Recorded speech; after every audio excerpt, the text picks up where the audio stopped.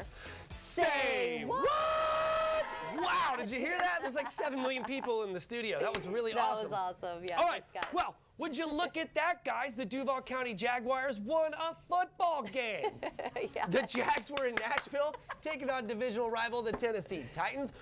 While it was indeed a win, it was also a snooze fest. Oh, for those of you who nodded off, the Jags defeated the Titans 10-3. Jacksonville's very own Mac Jones went 23 for 31 with 220 yards and 2 interceptions. Running back Tick Bigsby had 18 carries for 55 yards and the game's only touchdown. Brian Thomas Jr. had 8 catches for 86 yards.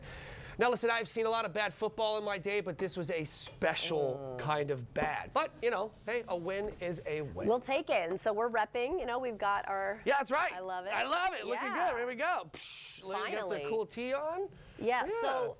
I don't know. So here's the deal about the win. Okay, I'm so curious while what it you is think about that. a win, and that's great, it's bittersweet, right? Right. Because we kind of need them to not win. Sure, because like the more at this point, the worse your record is, the better draft pick you get, right? And we talked about that before, I think last week. Yep. And winning today, kind of, you know, it's not your best chance to get the first pick overall. Not that we really want the first pick of the draft, right? Because that means you were the worst football team in the NFL.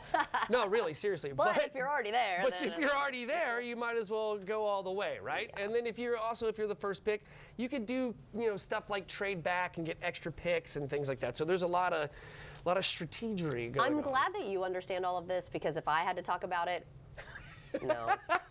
It would just be like, can somebody write that for me? Because I have no idea. He's like, I'll write my own thing. I'm like, cool. Yeah, no, you know, and here's one other thing about like when you're a really bad football team, tickets are really cheap.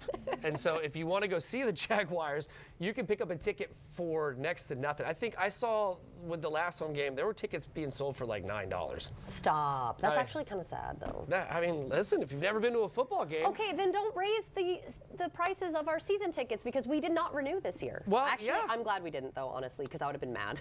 Right. Right. Well, I mean, like going into the season, you thought you had a better football team than you did, right? And so that's why they kind of do that kind of stuff, and then it's well, and I'm wondering if like they raise it because they got to make more money for the stadium. I don't really know how all that works. You know, I don't really know how all that works. I don't either, but that was where my thought went. But you know, football games are expensive. Everything about them is expensive. Right. Unless you go to the Atlanta Falcons, you go to the Mercedes-Benz Dome, because there they have what's called street pricing. And so, yeah, so like Coca-Cola is like $2, and then you have I would have thought it would have been refills. more expensive there. No, and then the beer is like $6 a beer. Yeah. It's awesome. I didn't know that. Yeah, so the Arthur Blank, the owner, was like, the tickets to go to an NFL game is so expensive, right? That we've got to like in the concessions. Yeah, we've got to help fans at some point, that's right? Great. And so that's what he did. Well, and it helps bring more people in, because that's what people complain about the most, not just the ticket price, $17 but the beer. concessions. Yeah, it's ridiculous. All right, guys, it's kind of ridiculous. So it is. All right, coming.